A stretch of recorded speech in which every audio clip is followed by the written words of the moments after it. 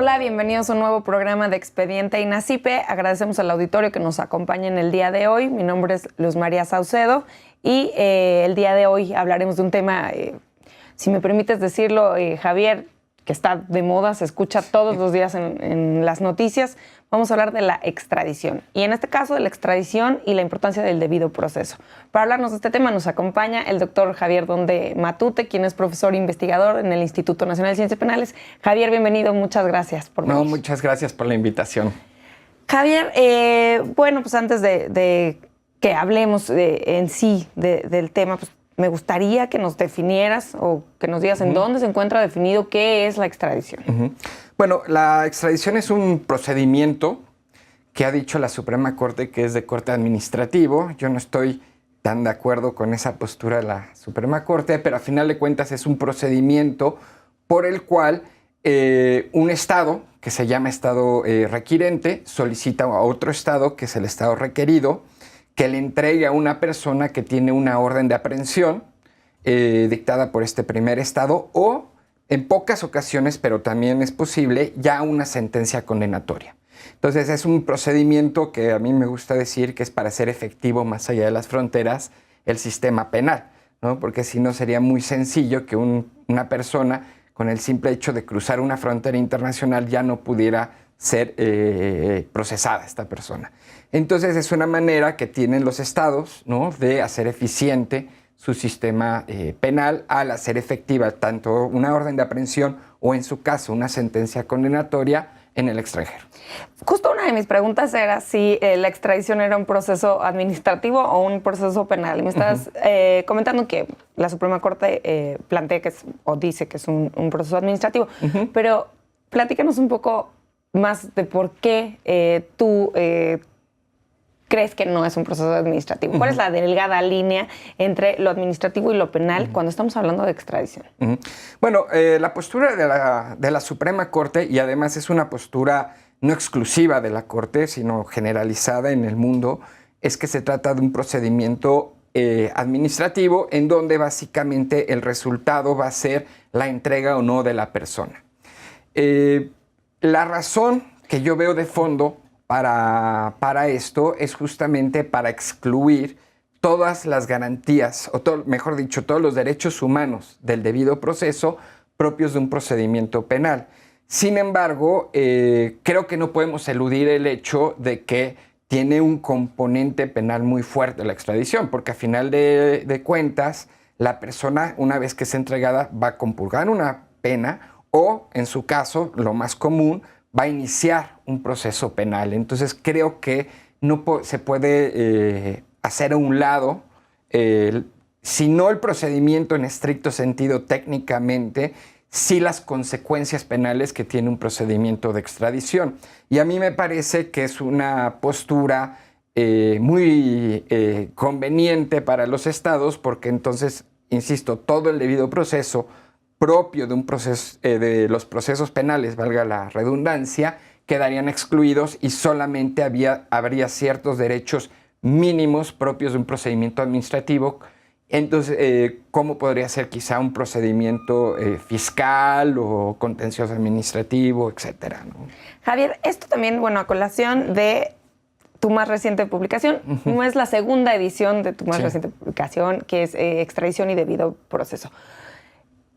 Pues no podría llegar más a tiempo esta segunda edición cuando se está hablando todos los días de los procesos de extradición de varios exgobernadores que sabemos que han sido extraditados hacia nuestro país y también algunas otras. Quisiera que tú me platicas por qué sale esta nueva edición, cuáles son los cambios que trae esta nueva edición a comparación de tu primera. Bueno, en realidad los cambios son muy puntuales, digamos, ¿no? Porque, en primer lugar, una actualización, porque México ha ratificado algunos tratados de extradición que no estaban vigentes cuando salió la primera edición. También algunos cambios jurisprudenciales. Yo pude ver, y esto me dio mucho gusto, que algunos tribunales colegiados empiezan a recoger esta idea de que el procedimiento de extradición, aunque administrativo, tiene consecuencias penales. Entonces eso también lo incluí en esta nueva edición y un capítulo especial para las entregas extraordinarias, lo que en inglés se denomina Extraordinary Renditions, que fue un mecanismo que utilizó Estados Unidos para entregar personas a países que, digamos, tuvieran más facilidad para desaparecer o torturar a las personas que se sospechaba eran terroristas. Entonces, es un tema muy vinculado a la extradición, ¿no? Porque a final de cuentas es la entrega de una persona de un estado a otro, pero es una forma irregular, pero creo que hay que dar cuenta de la misma, ¿no?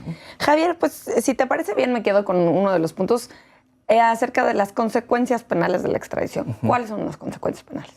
Bueno, si se otorga la extradición, como ya mencionaba, entonces se va a iniciar un proceso penal, ¿no? O se va a compurgar una pena derivada de una sentencia ¿Tú cambiarías la condenatoria. definición a que es una cuestión administrativa y penal? Yo diría que es un procedimiento especial penal, precisamente para darle cabida a los derechos del debido proceso propios de un procedimiento penal.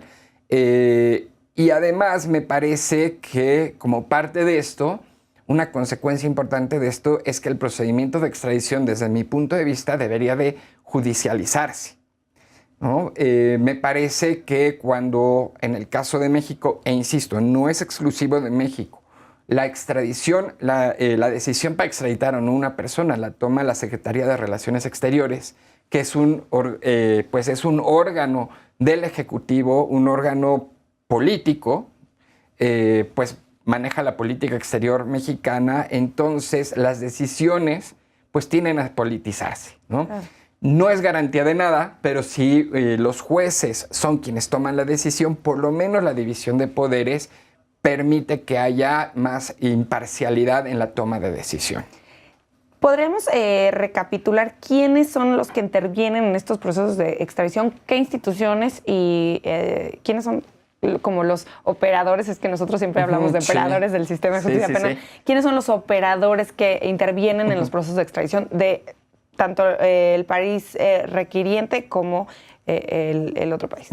Bueno, los tratados de extradición normalmente dicen que la extradición se llevará a cabo por instancias diplomáticas, ¿no? Entonces, en el caso de México, eso sería precisamente la Secretaría de Relaciones Exteriores, que no solamente toma la decisión de extraditar a la persona, pero cuando México solicita la extradición de una persona, también es quien, digamos, funge como el canal con las autoridades del país extranjero.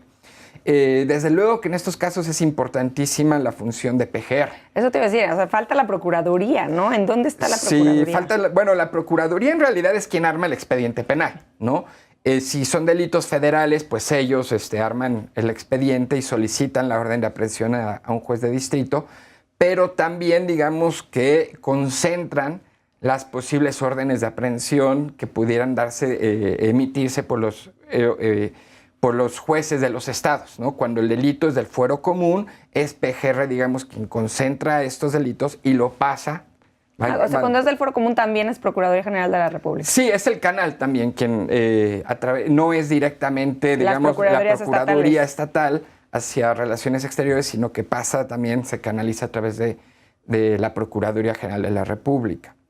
Entonces, esos, digamos, que serían las instancias que participan. ¿Y del Estado requerido?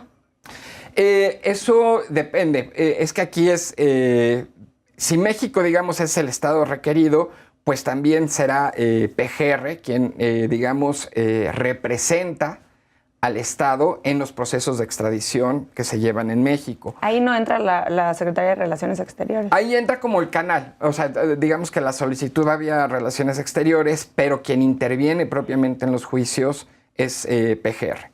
Ahora, en el caso contrario, depende, porque cada país tiene mecanismos distintos, procedimientos distintos de extradición. Entonces va a depender mucho de la instancia que internamente lleve a cabo, digamos, los procesos. Entonces, ahí es muy aleatorio, muy casuístico, entonces es difícil de llevar a cabo, de decir algo al respecto, ¿no? Bueno, entonces, a colación de lo que me dices, bueno, existen distintas normatividades en los distintos países. ¿Cuál es la normatividad aplicable a México? Has hablado de algunos tratados internacionales, pero ¿existe normatividad nacional y cuáles son los tratados internacionales? Bueno, la Constitución menciona la extradición en un par de artículos. Entonces, digamos, tenemos que empezar con la Constitución. No podemos incluir dentro del marco jurídico el debido proceso penal, porque nos dice la Suprema Corte que no lo debemos hacer, pero en dado caso también estaría en la Constitución este apartado.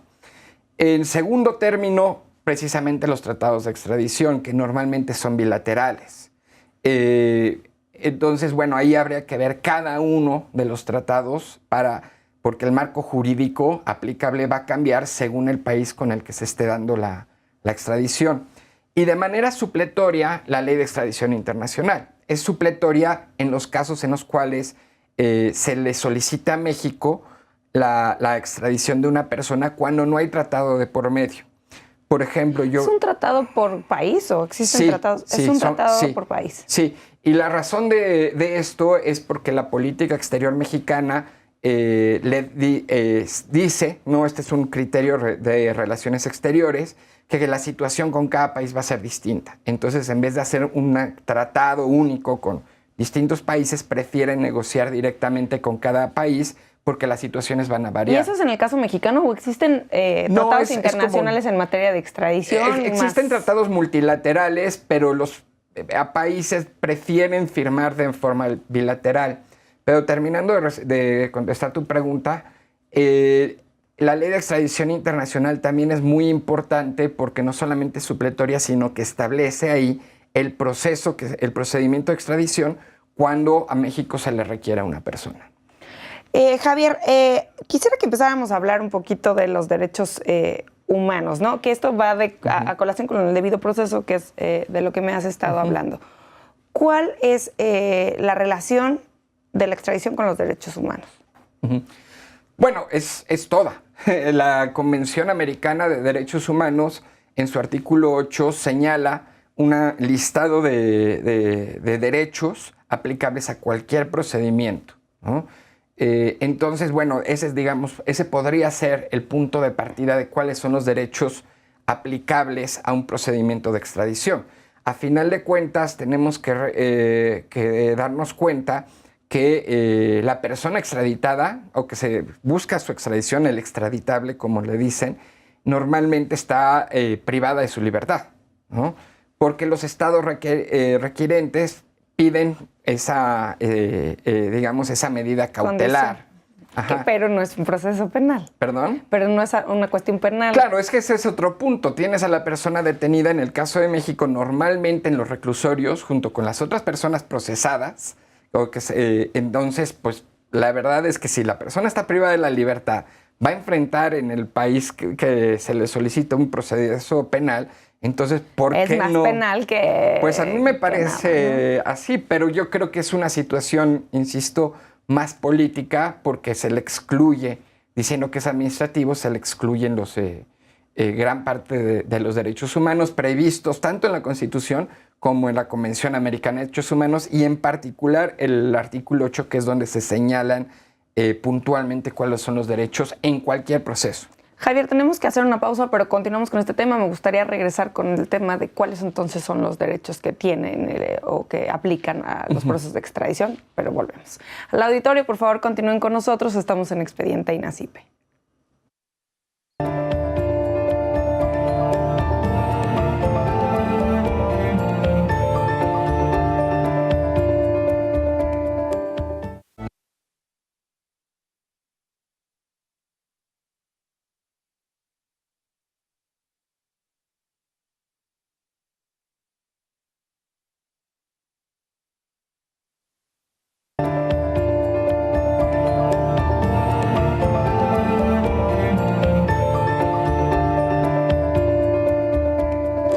Gracias por continuar con nosotros en Expediente Nacipe. Les comento que pueden estar en contacto con nosotros a través de las redes sociales del canal judicial que aparecerán en sus pantallas a lo largo del programa y también en nuestro Twitter que es @expediente_. Queremos saber sus comentarios y sugerencias acerca de nuestros programas. El día de hoy estamos hablando de la extradición y el debido proceso. Javier, ya estábamos hablando de un poquito de la relación entre extradición y debido proceso. Sí.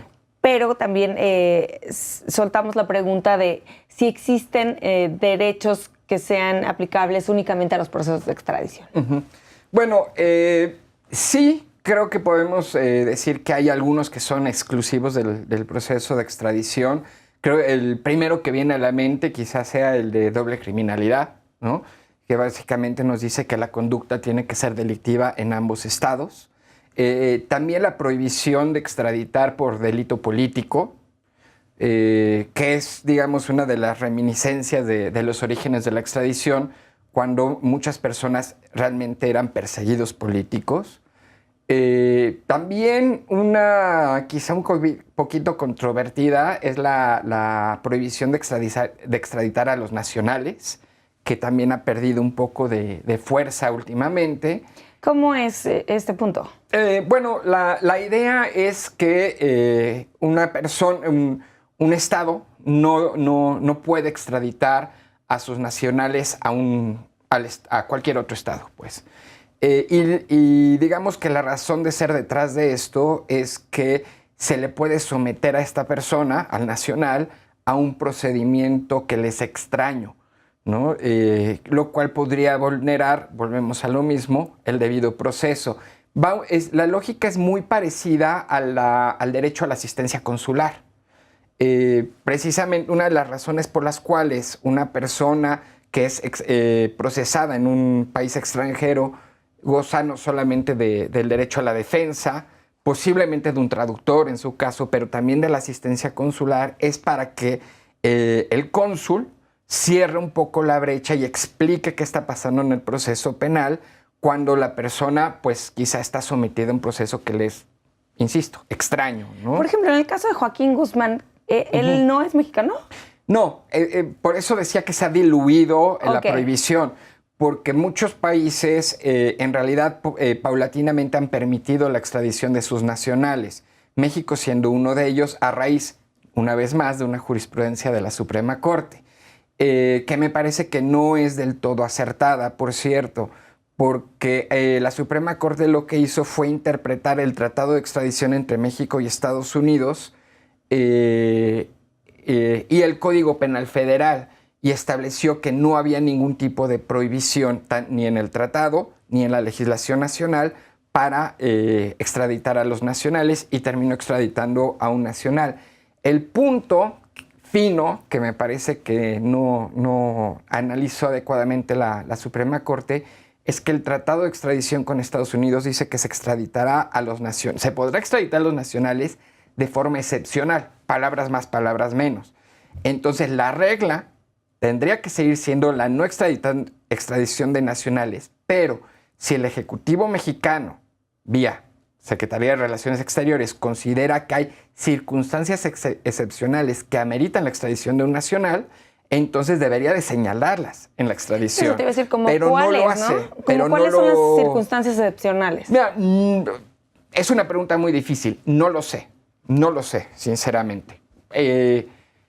PGR, Relaciones Exteriores, te van a decir, todo caso de narcotráfico es excepcional por la naturaleza del delito. Pero por lo menos cuantitativamente no lo es, porque el 90% de las extradiciones a Estados Unidos son por delitos contra la salud.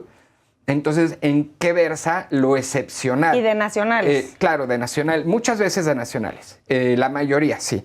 Entonces, creo que por lo menos si se va a extraditar a un nacional, entonces debería de señalarse cuál es ese carácter excepcional que amerita la extradición del nacional. Ahora, ojo, yo decía en el bloque pasado que cada tratado es distinto.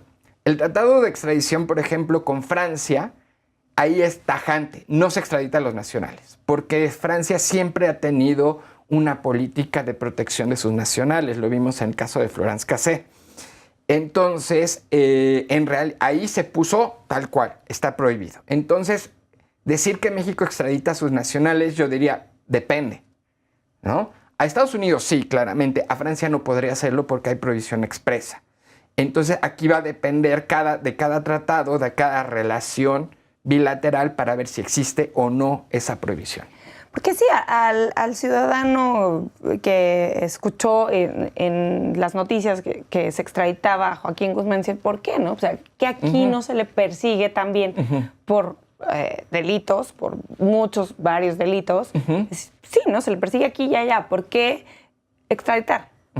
Bueno, la respuesta es muy sencilla, porque aquí se escapa. Ya lo hizo 2 veces y no se querían arriesgar de que hubiera una tercera vez. Quizá ese podría ser el carácter excepcional para poder extraditar a Joaquín Guzmán. Pero a final de cuentas, esa es la razón, ¿no? Esa es la razón. Es una cuestión más de seguridad, más política que propiamente jurídica, porque a final de cuentas también nos tendremos que preguntar qué pasa con las órdenes de aprehensión que tenía en México. En realidad quedan ahí en el aire y termina también desprestigiando esto, me parece, al Poder Judicial que emite estas órdenes de aprehensión. Claro, ¿qué pasa con esos procesos? Si ya sabes que no... Que nunca se ejecutan, porque la persona va a ser extraditada a Estados Unidos. ¿Pero estos procesos se cierran? No necesariamente. Puede darse el caso de que en Joaquín Guzmán, por ejemplo, o cualquier otra persona, sea extraditada a Estados Unidos, sea procesada y sentenciada en Estados Unidos. Una vez que termine de compurgar su pena, entonces puede ser reextraditada a México para llevar a cabo los procesos por esas órdenes de aprehensión que quedaron pendientes. Claro, aquí habría que ver si no prescribieron ya los delitos, hay otro tipo de factores, pero en principio... pero sí podría ser que termine su pena ya y luego lo solicites para... Eso pasó con un exgobernador, de Villanueva, de Quintana Roo, ¿no? Que fue procesado y ya una vez que compurgó en Estados Unidos, pues fue devuelto a México para hacer también, llevar su proceso aquí. También hubo, claro, había ahí distintos hechos. Claro, tampoco podrían ser los mismos hechos porque violamos el principio de ne bis in idem, pero podrían darse el caso de que entonces sea entregado al otro país una vez que compurga para que ya lleve a cabo sus procesos o si ya fue sentenciado, pues su condena. Entonces también se pueden dar este tipo de casos en teoría, ¿no? Pero también tenemos un caso muy emblemático que no tiene que ver con México, que es el caso de los extraditables de Colombia a Estados Unidos, que es Colombia, así como lo está haciendo México ahora, extraditó a muchas personas, muchos paramilitares, sobre todo, que habían cometido crímenes de lesa humanidad o crímenes de guerra en Colombia. Entonces, allá se les procesa por delitos contra la salud en cortes federales de Miami y en Colombia quedan impunes en realidad todos los crímenes de guerra, todos los crímenes de lesa humanidad por los cuales se les estaba, por lo menos había órdenes de aprehensión. No sé, sinceramente, si ya había en algunos casos procesos abiertos. Y la pregunta queda ahí, ¿qué con las víctimas de estos crímenes? Que además son crímenes internacionales. Hay que recordar que muchos de estos delitos contra la salud, aunque los consideramos muy graves, son delitos sin víctima, ¿no? Sí, claro. Y muchas de estas personas sí cometen delitos con víctima, valga la expresión. Entonces, tenemos que también poder fijarnos y analizar estos casos, ¿no? Como el caso colombiano fue emblemático porque se llevó inclusive hasta la Comisión Interamericana de Derechos Humanos, porque esta circunstancia de extraditar a estas personas había dejado en impunidad muchos crímenes que consisten en graves violaciones a los derechos humanos. Javier, en tu publicación hablas de la importancia del principio pro homine en los casos de extradición. Platícanos un poquito de este tema. Bueno, desde la reforma constitucional en materia de derechos humanos se estableció que toda la interpretación no solamente de las leyes, pero también de los tratados, debe ser conforme al principio pro persona. Entonces, aquí siempre, digamos, se tiene que favorecer los derechos y la expansión de derechos humanos en cualquier proceso penal, pero en esto también creo que también es aplicable a los tratados de extradición, a los procesos en este caso, de extradición. Sí aplican, tanto para penal como para los casos de extradición. Aplica en todos los casos. En todos, ¿no? Esta es una reforma transversal, ¿no? Que aplica para todo. Pero no solamente eso, en la medida en la cual la extradición está basado en tratados, el artículo 1 constitucional nos señala que se tendrá que hacer una interpretación conforme a la Constitución y los tratados internacionales que contengan derechos humanos. En esto, como es muy general, la disposición constitucional, también creo que podríamos ver en los tratados de extradición, analizar puntualmente si en estos también existen derechos humanos que tendrían, digamos, una aplicación paralela a la Constitución, es decir, amplía el espectro de derechos humanos previstos en la Constitución. Si lo vemos desde este punto, estos derechos que mencionábamos, como la no extradición por delitos políticos, a nacionales, el doble criminalidad y otros principios, otros derechos que no hemos mencionado, serían parte, digamos, de los derechos que tiene cualquier persona, claro, aunque son aplicables estrictamente a un procedimiento de extradición. ¿Existen algunos delitos que sean como los más comunes o los más, pues sí, típicos para solicitar los procesos de extradición? En el caso mexicano es muy claro, son los delitos contra la salud, ¿no? Importación, transporte de distintos sustancias, y un delito que existe en Estados Unidos que no existe en México, que es el conspiracy, ¿no? Que básicamente es acuerdo de voluntades para transportar, importar, producir cocaína, marihuana. Es un poquito como lo que viene en la definición de delincuencia organizada, ¿no? Es todavía, contiene mucho menos elementos, lo cual lo hace mucho más peligroso. Porque la delincuencia organizada, a final de cuentas, se necesita cierta jerarquía, cierta organización, para que podamos hablar de delincuencia organizada. En el caso del conspiracy es el mero acuerdo de voluntades. Y muchas de las extradiciones van por conspiracy, ¿no? Que es un delito que en México en realidad no tenemos, no pero se ha hecho análogos a la asociación delictuosa, pero pasa lo mismo que con la delincuencia organizada. La asociación requiere de muchos otros elementos que no lo hacen fácilmente análogo a la conspiración o al conspiracy. Entonces, ahí siento yo que se rompe un poco con el principio de doble criminalidad porque no es exactamente lo mismo.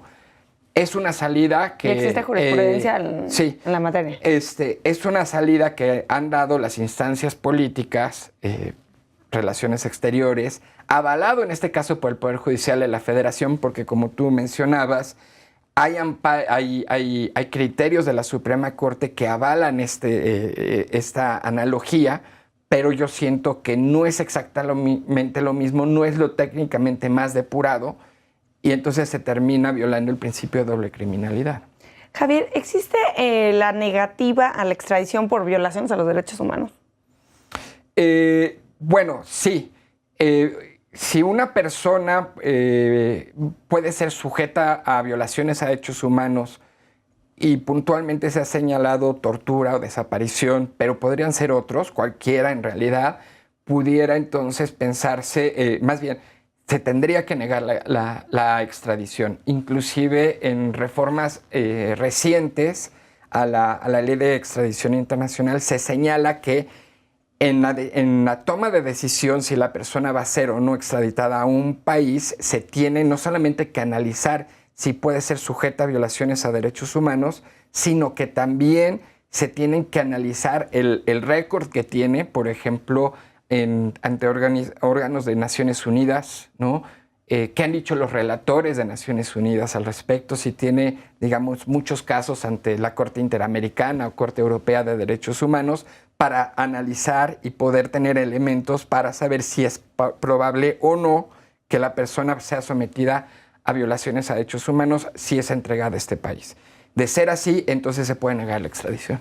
Javier, hemos hablado de quién solicita, ¿no? Bueno, en México la Secretaría de Relaciones Exteriores, de un poquito de cómo es el proceso, pero ¿el extraditable tiene voz? Decir, no, por favor, no me extraditen, yo aquí me quedo. Por supuesto, es parte del proceso de extradición. En la extradición se le da derecho a audiencia y ahí puede alegar una serie de circunstancias. Puede alegar, por ejemplo, que es un perseguido político, puede alegar que va a ser sometido a tortura en otro país, puede alegar que no es la persona, ¿no? Que se equivocaron de persona. Hay sí tiene, digamos, ciertas defensas, excepciones que puede plantear a la extradición durante el proceso de extradición. El problema que yo veo con esto es que estos alegatos se presentan ante el juez de distrito, que solamente emite una opinión. Entonces, en realidad, esa audiencia no se lleva a cabo frente a Relaciones Exteriores, que es quien realmente va a tomar la decisión. Me parece que en dado caso, ese derecho de audiencia debería ser frente a la instancia que efectivamente va a tomar la decisión. Claro. Entonces, en caso de que fuera aceptada Relaciones su petición Exteriores solamente toma la decisión con el expediente que le da el juez de distrito. Le da el expediente de lo que pasó en la audiencia, le da su opinión, pero entonces es de segunda mano. Claro. Es de segunda mano de cómo se toma la decisión de extraditar. Quisiera que, y existe... Te estaba diciendo si existe la negación de extradición y existe, por lo contrario, la obligación de extraditar en algún supuesto. Bueno, en varios supuestos.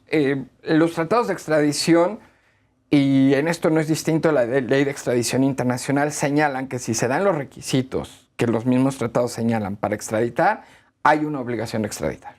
Entonces, ¿podemos decir que en la mayoría de los casos? Jurídicamente es aleatorio, fácticamente sí, la mayoría de los casos termina en una son ciertos extradición. Requisitos, Claro, es que ese es el punto. Si se cumplen los requisitos para la extradición, entonces hay una obligación de extraditar. También hay obligaciones de extraditar en muchos casos por crímenes internacionales o por violaciones a derechos humanos, ¿no? Muchos de los tratados, voy a poner como ejemplo la Convención contra la Tortura, señala una obligación que se denomina deber adjudicare, que es extraditar o procesar. Entonces, es una obligación disyuntiva que le da al Estado la disyuntiva. Si no quieres extraditar, entonces lo tienes que procesar. Pero digamos que la primera parte es una obligación también que se prevé.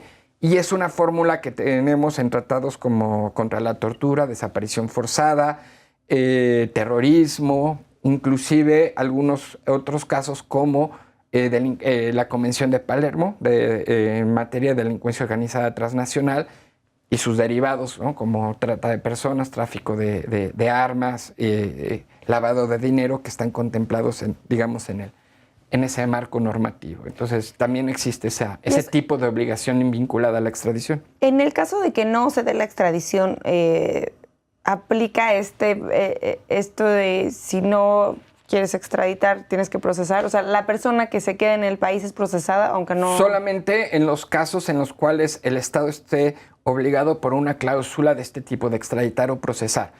Que, como te comentaba, normalmente están en los tratados de delitos transnacionales como la Convención de Palermo o de crímenes internacionales como la tortura o la desaparición forzada de personas.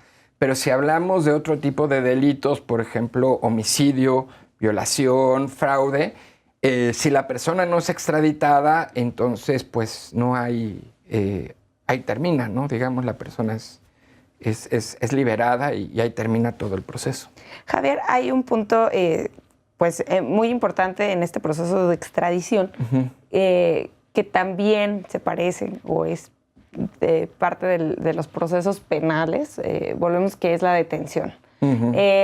Quisiera que me platicaras un poquito cuál es, o no sé si cada país sea distinto, la detención con finalidad de extradición. Sí. ¿Es igual en todos los países? Eso depende de... Es muy parecida en todos los países. Básicamente, y esa es otra de las cosas que critico en el libro, una persona puede ser detenida hasta por 60 días cuando un Estado dice que va a solicitar la extradición de dicha persona. Ahora, esto me parece muy grave porque solamente la intención de eventualmente algún día solicitar la extradición. Entonces, esto justifica la detención hasta por 60 días sin que haya, pues, mayor umbral probatorio, formalidad o umbral probatorio, ¿no? No es un caso, por ejemplo, de una orden de aprehensión, ni siquiera de el arraigo, porque todavía con el arraigo, bueno, hay una orden judicial de por medio. En este caso solamente la intención que tiene el país de solicitar la extradición. Entonces, pues puede ser un correo electrónico, puede ser cualquier cartita, una llamada, en principio sí, aunque probablemente si es una llamada se pedirá que se formalice por escrito, pero tampoco es mayor complicación porque es nada más un papel que pienso solicitar la extradición de tal persona y solicito la medida cautelar de su privación de la libertad. Y esto somete a cualquier persona a 60 días de detención, al finalizar los cuales, si se presenta la petición formal de extradición, puede salir detenida, y si no, entonces sí saldrá en libertad, pero pues son 60 días que está privada de la libertad, ¿no? Javier, hay algunos puntos que quisiera que afináramos acerca de la detención con finalidades de extradición, pero tenemos que hacer una pausa. Al auditorio, por favor, continúen con nosotros. Estamos en Expediente INACIPE.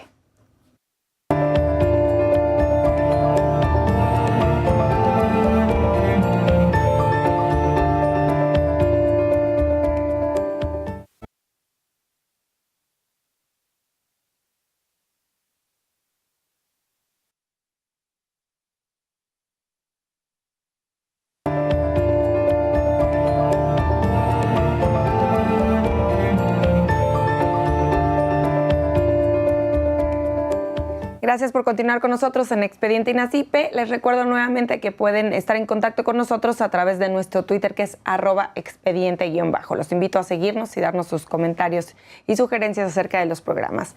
El día de hoy estamos hablando de la extradición y el debido proceso con Javier Donde. Javier, antes de irnos al corte, estábamos hablando de la detención con fines de extradición.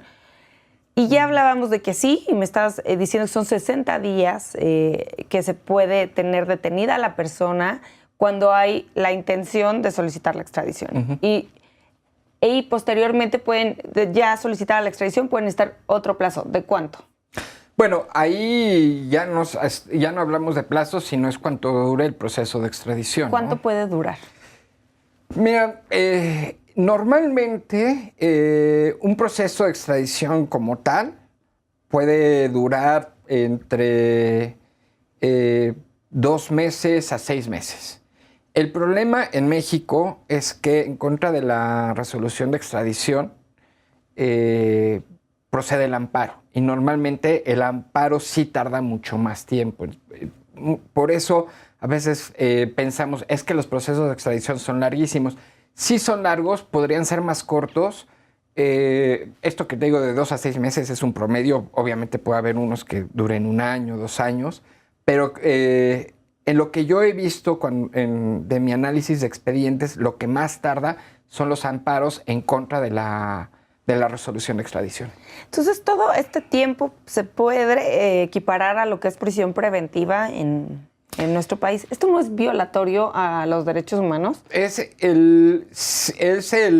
equiparable en el sentido de que la persona está privada de su libertad en tanto no se resuelve su situación jurídica. En ese sentido sí es equiparable. Si es violatoria de derechos humanos, a mí me parece que sí. No por el hecho de que la persona esté detenida durante 60 días. Eso en sí no lo constituye violatorio de derechos humanos. A mí lo que me parece que es violatorio de derechos humanos es que en realidad no hay un sustento para esa detención, porque como comentábamos en el bloque anterior, realmente es una mera solicitud, un papelito en donde se expresa esta intención, lo que sustenta la detención por 60 días, pero lo que es todavía peor es que, una vez más, la Suprema Corte ha dicho que durante ese tiempo, esos 60 días, no procede el amparo. Entonces la persona en realidad no tiene medio de defensa. Y en el libro de extradición y debido proceso, doy cuenta de una tesis donde la Suprema Corte textualmente dice: el extraditable no tiene más remedio que esperar a que se cumpla el plazo. No tiene derecho de defensa, no tiene ningún tipo de derecho. Lo ha dicho el la amparo Suprema solo Corte. aplica cuando ya se solicitó la extradición, en el periodo en el que... No, ni siquiera, porque una vez más la Suprema Corte en un criterio anterior dividía la extradición en 3 etapas. La primera, que era justamente esta detención, después,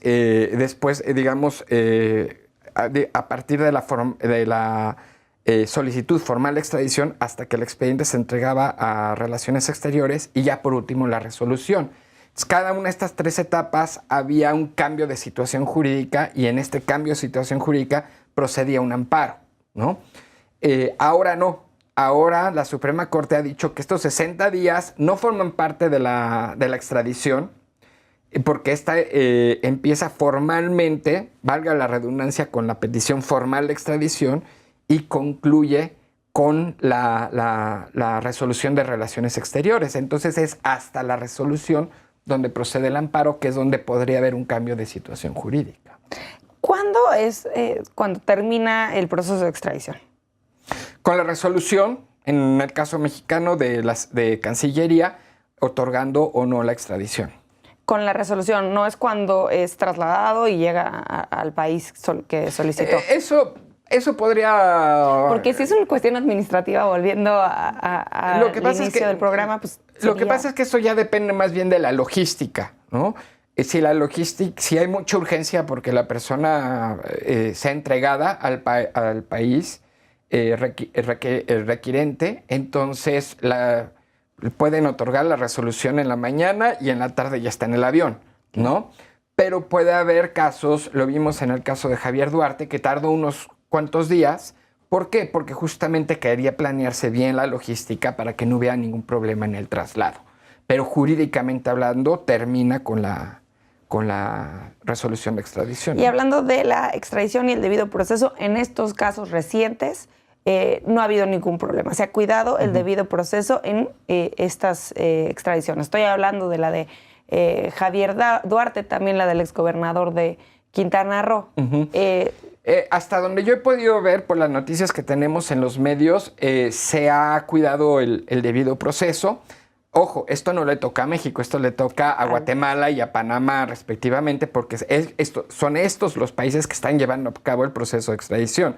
En estos casos, México es solamente parte, ¿no? Una de las partes que busca la extradición. Hasta donde yo he podido ver, no ha habido mayor problema en cuanto al debido proceso en los casos en lo que es estrictamente hablando el proceso de extradición. Por ahí Javier Duarte alegaba que sus condiciones de detención eran tratos crueles, inhumanos y degradantes, ¿no? En una prisión militar, me parece que estaba detenido en Guatemala. Pero eso, digamos, no es propiamente parte del proceso de extradición, sino si se hubiera encontrado una violación a los derechos humanos, sería en estricto sentido el hecho de que sus condiciones de detención, no el proceso como tal, ¿no? Javier, en tu libro hablas en un apartado de las alternativas a la extradición. Sí. ¿A qué te refieres? Bueno, primero tengo que empezar diciendo que el título no me gusta mucho, hablar de alternativas a la extradición, pero no he encontrado ninguna alternativa para de título, ¿no? No es lo mejor, porque da a entender que está la extradición, pero hay otros mecanismos para la entrega de las personas. Y sí las hay. Lo que pasa es que yo considero que son violatorias a derechos humanos, violatorias al debido proceso. Están los casos, por ejemplo, de los secuestros transfronterizos, ¿no? Que me parece que han caído un poquito en desuso porque en realidad ya hay una mejor colaboración entre México y Estados Unidos, pero Estados Unidos siempre y durante mucho tiempo tuvo la política de secuestrar a las personas y de plano llevárselas a Estados Unidos para que inicien el proceso. Le llamo alternativa a la extradición porque obviamente no hay un proceso de extradición, sino más bien la persona es secuestrada y entregada a las autoridades de Estados Unidos.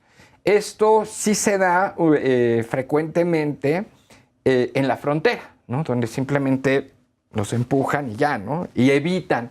Y quizá esa sería una mejor manera de hablar, formas para evitar la extradición. Los secuestros transfronterizos es una, también las deportaciones o las expulsiones. Cuando la persona es un extranjero, puede, entonces el país, en este caso, en el caso que yo he documentado en el libro México, señalar que su permanencia en el país es ilegal, su expediente de migratorio está incompleto, cualquier cosa, y esto le da pauta a señalar que hay una violación a la Ley General de Población o su reglamento, y esto es suficiente para deportar a la persona, ¿no? Es otra manera de darle la vuelta al proceso de extradición. Porque, pero, o sea, en este proceso, cuando los deportan, pues no los entregan a ninguna autoridad, simplemente los dejan en su país. No, es que esa es parte del punto. En realidad ya está todo bien planeado. Hay un caso documentado en el libro de un profesor colombiano que estaba en México durante su sabático. Se le llama a las oficinas del Instituto Nacional de Migración porque hay un problema con su expediente. Y en ese momento dice, hay este problema con tu expediente, te vamos a deportar.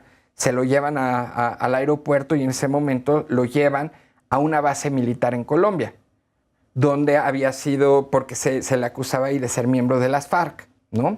Entonces, obviamente las autoridades colombianas sabían de lo que estaba pasando en México.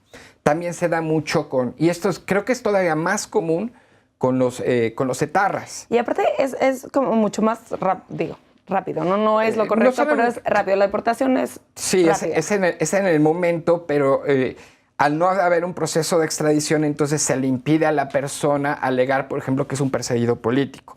Una persona que se alega que es miembro de las FARC en un proceso de extradición puede alegar, es que yo en Colombia soy un perseguido político. Entonces, pues qué vergüenza, mejor nos evitamos el problema y lo deportamos. Y déjame también terminar, porque el caso de los etarras también es muy, muy emblemático, porque lo vemos mucho en las noticias. Se deportó una etarra. Pero lo que sucede es que en realidad son deportados efectivamente por una anomalía o supuesta anomalía en su expediente de migratorio y son puestas en vuelos a Madrid. Curiosamente, la policía española los está esperando en el aeropuerto. Entonces, hay un entendido, ¿no?, ilegal entre los países. Ahora, yo he encontrado sentencias del Tribunal Supremo Español que avalan esta situación, porque dicen, bueno, la detención quizás sí fue ilegal, pero fue realizada por autoridades mexicanas en México. Yo no tengo competencia para conocer de esos hechos, pero hace caso omiso del hecho de que la persona estaba siendo esperada por la policía española en el aeropuerto de Madrid y por lo tanto es evidente que la policía de Madrid, aunque no hizo la detención de manera física, sí estaba coludida con las autoridades mexicanas, claro. Y la detención ilegal también debería de tener, consecuencias en España y una resolución en España. El hecho de que una persona tenga abierto un proceso o que tenga una sentencia, que tenga una orden de aprehensión, ¿es un motivo para la deportación? No tiene nada que ver, ¿o sí? No, en realidad si la persona tiene una orden de aprehensión en el extranjero, lo que procede es la extradición. ¿Extradición? La deportación es solamente porque hay irregularidades en el expediente migratorio. No entonces eso sí es administrativo. Sí, exactamente. Eso sí es administrativo. Si estás ilegalmente en el país es una cosa, si tienes una orden de aprehensión es otra cosa y los procesos son diferentes.